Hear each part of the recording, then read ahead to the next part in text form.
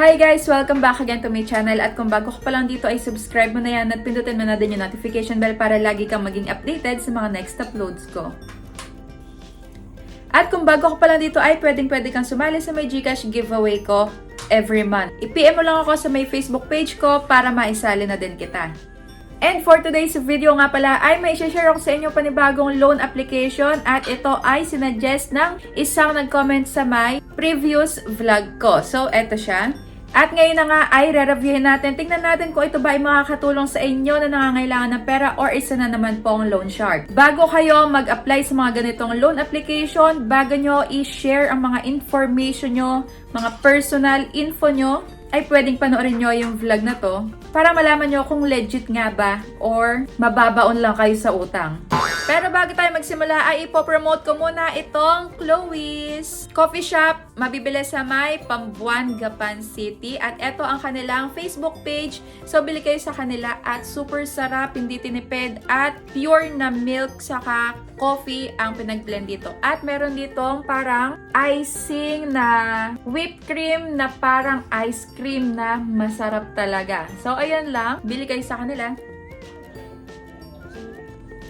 So dito nga ay pwedeng mag-apply ng loan ang 18 up to 55 years old. Pwedeng mangutang ng 50,000 pesos up to 100,000 pesos. At ang loan term ay 180 days. At dito ay wala silang transaction fee. So dito ay may tatlong step lang.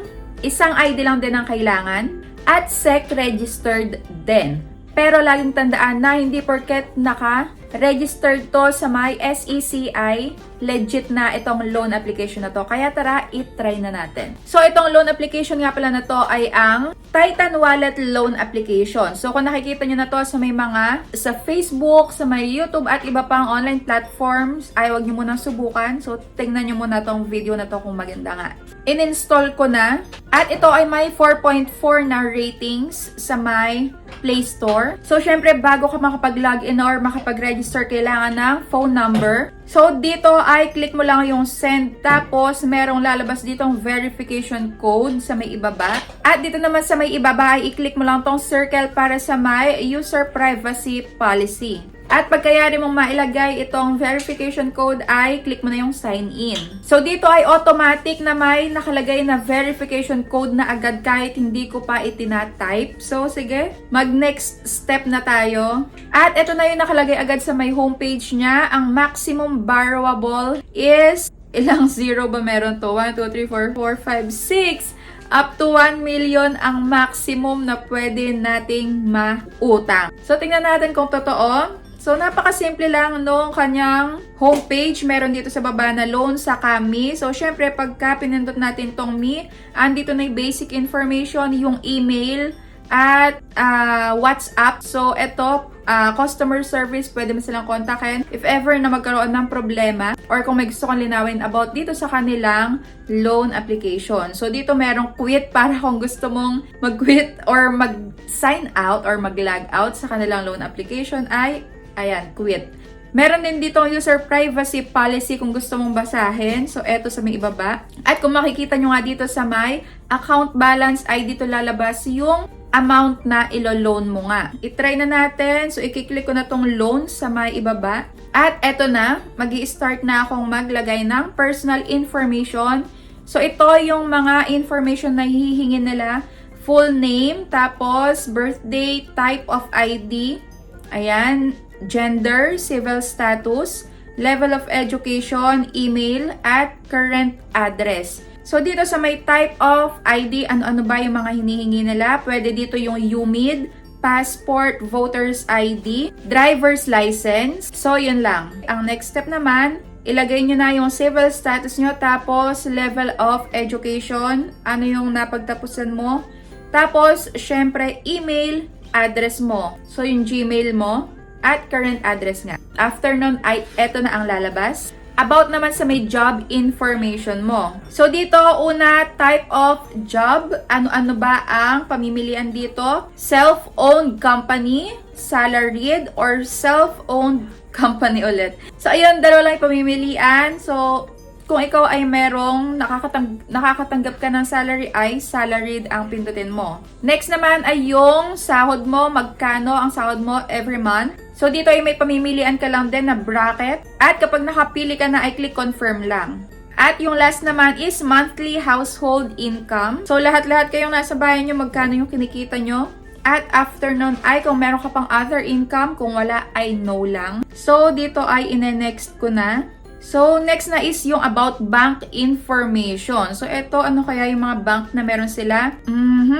Dito, walang pamimilian. So itatype lang, tapos yung account number. So, yan, sige, maglalagay ako. At next naman, so, eto na yung lumabas. Quota is being issued. So, your quota is being reviewed and issued. So, please wait patiently. So, after approval, you can apply for a loan. So, dito ay mag-aantay muna tayo kung pasado ba ang ating loan application or hindi. So, after approval daw, pwedeng mag-apply ng loan. So, dito ay in-refresh ko lang. At eto na yung lumabas. Okay? So, dito merong slider. Ang minimum is 40,000 pesos. Ang laki. At ang pinaka maximum is 500,000 pesos. Okay, sige. So, dito, check ko yung 4,000. Meron ditong number of loan periods. Gano'ng katagal? Meron ditong 6 months up to 36 months. At dito sa may baba nakalagay yung loan details. So, okay dito. Lahat nakalagay. Loan amount, 40,000 pesos. Loan term, 6 months. Interest, 2,400. Monthly repayment is 7,066.67. Monthly principal, 6,666.67 at monthly interest is 400 pesos at ang pinaka-monthly interest rate is 1%. So, dito pwede nyo tingnan itong loan and security policy at bago yon is ikiklik ko muna tong loan. Tingnan natin kung ano yung next step. Tiningnan ko itong loan and security policy. So, ito yung lalabas. Titan Wallet Fast Online Loan. Nakalagay dito yung date, order ID, at yung loan application information mo. So, ito yung mga nakalagay. At dito is merong processing fee na 5%. So, ito, merong 2,000 pesos na makakaltas but will be refunded naman daw. So, dito nga ay yung mga processing fees, applicable charges ay ibabawas sa may pinaka-loan amount mo pagka ibinigay na sa'yo. So, ako ni next ko, tapos ito yung lumabas. Finger swipe here to write an electronic signature. So, ayan, pipirma ka. Tapos, pag nakapirma ka na ay confirm. At ito na nga yung sinasabi ko, after pumirma ay ito na yung lalabas in the review pa din. So, ayun, nag-intay ako ditong matapos yung countdown.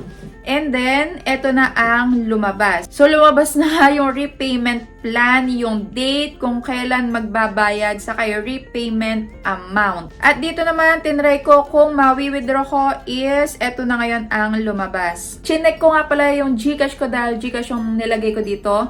At wala pa ako nare-receive. So, chinek ulit tong loan application at kinlik ko yung me. So, dito nakalagay is nandito yung amount na niloan ko nasa account balance. Pero, nung i-withdraw ko na ay naka-gray yung withdrawal. Ibig sabihin ay hindi pa siya mawi-withdraw. So, tinry kong i-email sila pero eto ang lumabas. So, hindi napadala yung message ko kasi address not found. Tapos, tinry ko naman sa my WhatsApp. So, ayun, meron ditong nag-reply. Mabilis ang pag-reply dito ng agent. So, ito yung mga pinag-usapan namin. At ang sabi niya, pagka daw nakadilaw na itong crown, ibig sabihin pwede nang ma-withdraw. Pero kailangan po ng 480 pesos para ma-activate yung wallet. So, ibig sabihin, magbabayad ka para ma-withdraw mo itong loan amount na niloloan mo nga sa kanila. Itong Titan Wallet Loan application na to is super too good to be true. Ang laki ng amount na ipinapahiram nila sa mga tao. Kaso nga lang ay, ayun nga, sa sobrang laki, hindi na siya kapanipaniwala. At isa pa, dun sa may process ng loan application, hindi na pinicturean yung ID. Tapos, walang liveness detection. Tapos, yung verification code is wala akong na-receive sa may cellphone ko talaga. kusa nang lumabas dito sa may kanilang application. So ayun, yun yung downside at para sa akin ito ay isang loan shark. So pagka nakita nyo to ay pwede nyo na lang i-skip at tumingin kayo sa may ibang loan application ng legit. Kagaya na sabi ko, hindi lahat ng naka-register sa may SEC is legit ang loan application. So yun lang, kung meron pa kayong gustong ipa-review na loan application, kung gusto nyo malaman kung ito ba ay legit or hindi, ay i-comment nyo lang dyan sa may description box.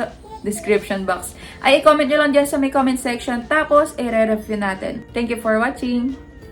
Hi guys, share ko nga lang pala sa inyo itong bagong pagkakakitaan. So pagka-sign up mo, may 10 pesos ka na agad at may free ka na 55 pesos sa unang cash in mo pa lang. Para makapag-register kayo, ilalagay ko yung link dyan sa may description box sa baba. May pinamimigay din sila dito na daily bonus. At eto na nga yung mga games na pwede nyong laruin na sobrang dali lang at nakaka-enjoy talagang laruin. Una na nga dito ay tinry ko na yung color game. At dito napakadali lang din dahil pipili ka lang ng gusto mong kulay, tapos iintayin mo lang kung ano ilalabas. At kagaya niya, naglagay nga ako sa pink at tumama agad ako. So ulitin ko. At sa yellow naman ako. At ayan, panalo ulit ako. O diba, ang bilis lang ditong kumita. Para makapag-cash in ay pwede mong gamitin ng GCash. At syempre pag nag-withdraw ka ay mapupunta din sa GCash account mo.